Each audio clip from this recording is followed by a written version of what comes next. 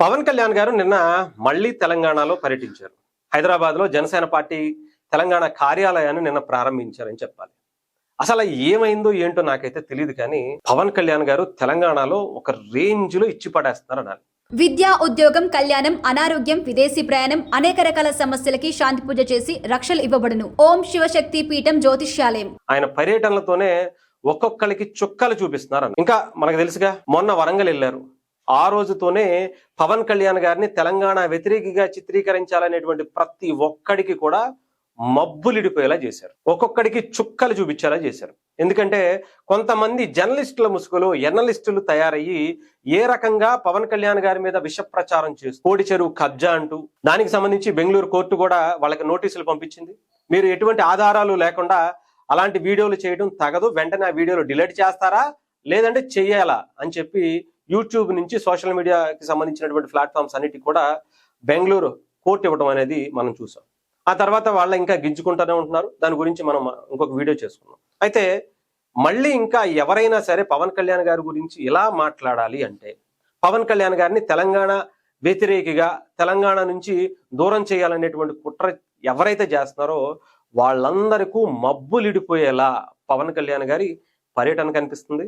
నిజంగా చూస్తుంటే జనసేన గతం కన్నా, అంటే ఆ ప్రెస్ మీట్ కి ముందు, ఆ ప్రెస్ మీట్ కి తర్వాత అనే రేంజ్ లో కనిపిస్తుంది. జూన్ 2వ తారీఖు పవన్ కళ్యాణ్ గారు ఒక ఇంటర్నల్ మీటింగ్ తో సరిపోయేది, దాన్ని ఆపి చాలా తప్పు చేశామని ప్రతి ఒక్క రాజకీయ పార్టీ, తెలంగాణలో ఉండేటువంటి ప్రతి ఒక్క రాజకీయ పార్టీ అంటే ఒక్కసారి ఆలోచించుకునేలా పవన్ కళ్యాణ్ గారు ఆయన పర్యటన ఆయన చేసుకోవచ్చు. కానీ నిన్న ఆయన పార్టీ కార్యాలయానికి వస్తున్నటువంటి జనాన్ని చూస్తుంటే మెంటల్ ఎక్కిపోయింది. బాబా అసలు నిజంగా చెప్పాలంటే దాదాపు 1 కిలోమీటర్ మేర లోపలకుంది ఆఫీసు.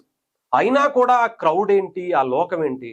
ఎక్కడో అక్కడ ఎవరు వరంగల్ వెళ్ళారు, వరంగల్లో ఒక బాబుని పరామర్శించడానికి వెళ్ళారు. అక్కడికి వెళ్ళినా సరే విపరీతమైనటువంటి జనాలు తండోపదండాలుగా రోడ్ల పక్కన పవన్ కళ్యాణ్ గారి కోసం నీరాజనాలు పలుకుతూ, పూల వర్షాలు కురిపిస్తూ, ఇంకా అసలు ఏమంటారు, ఫ్లెక్సీలు అన్ని మామూలే అనుకోండి, ఫొటోస్ కూడా పెద్ద పెద్ద ఫొటోస్ ఆయన కోసం తయారు చేసి ఆయనకి ఇవ్వడానికి సిద్ధమైనటువంటి పరిస్థితి కనిపిస్తుంది. ఎవడయ్యా పవన్ కళ్యాణ్ గారిని తెలంగాణ నుంచి దూరం చేసేది అని ప్రజలు బయటకు వచ్చి పవన్ కళ్యాణ్ గారికి అండగా నిలిస్తే ఎలా ఉంటుందో అది నిన్న కనిపించింది. నిజంగా ఇంకొకసారి చూడండి, ఎవరైనా పవన్ కళ్యాణ్ గారిని తెలంగాణ వేరు చేయాలనేటువంటి ఆలోచన చేస్తే ప్రజలు ఉరికినేటువంటి పరిస్థితి లేదు అని నిన్న దెబ్బతో ప్రతి ఒక్కరికి ఒక క్లారిటీ వచ్చారు. మొన్నంటే ఏదో బాబుని పరామర్శించడానికి వెళ్ళారు, అక్కడ మాత్రం జనం వస్తారులే అని అనుకోవచ్చు.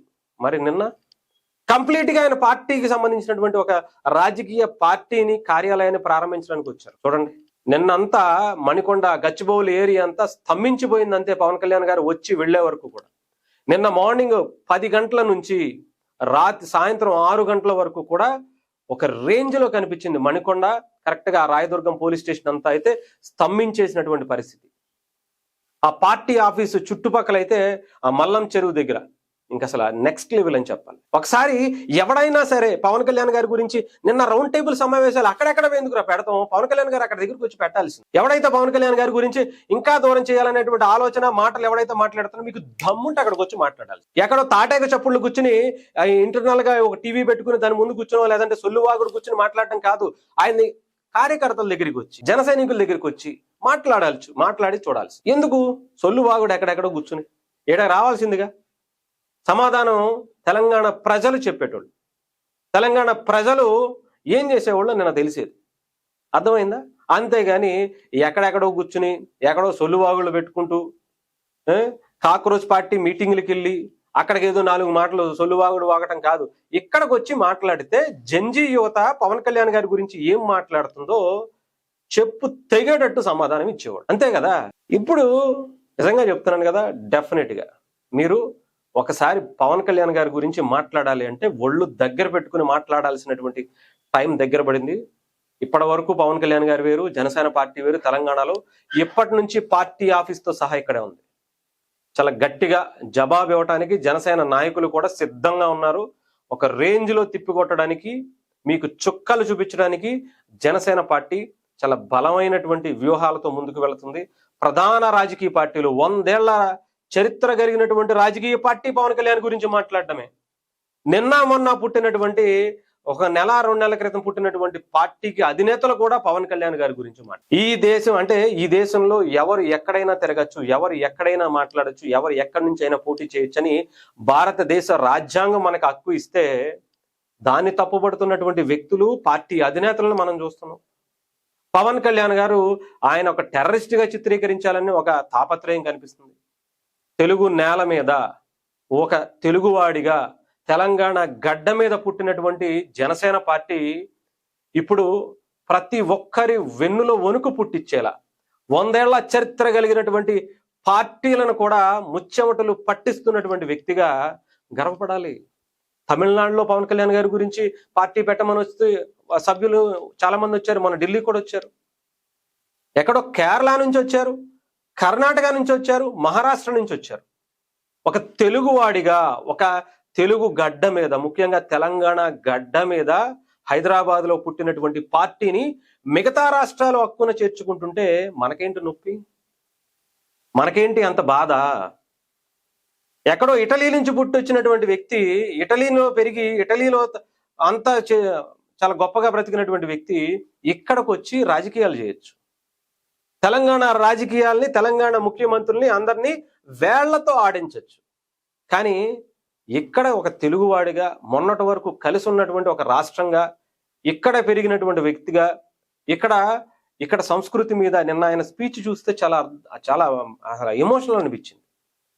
నాకు తెలంగాణ అంటే ఎంత పిచ్చో ఒకసారి జనసేన పార్టీ కార్యాలయానికి వెళ్తే తెలుస్తుంది. అక్కడ ఉండేటువంటి అట్మాస్ఫియర్, గద్దర్ గారి గురించి, తెలంగాణ తల్లి గురించి అక్కడ పెట్టినటువంటి ఆ ఫోటోలు, ఆ అట్మాస్ఫియర్ అంతా కూడా ఒక కొత్త లోకానికి తీసుకెళ్తుంది.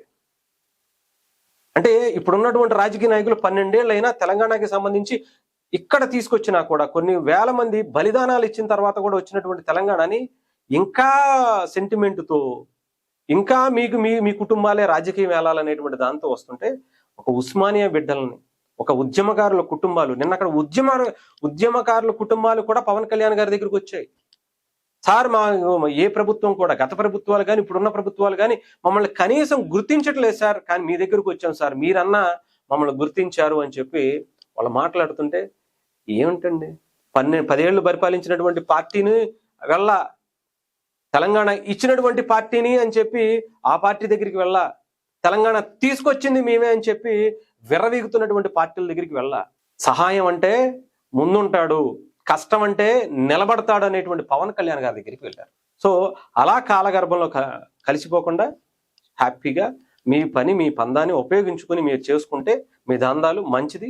పవన్ కళ్యాణ్ గారు లాంటి ఒక నిజాయితీ పరుడు జోలికి వెళ్తే మాత్రం కొంచెం జాగ్రత్త, ఒళ్ళు దగ్గర పెట్టుకుని పని చేసుకోండి.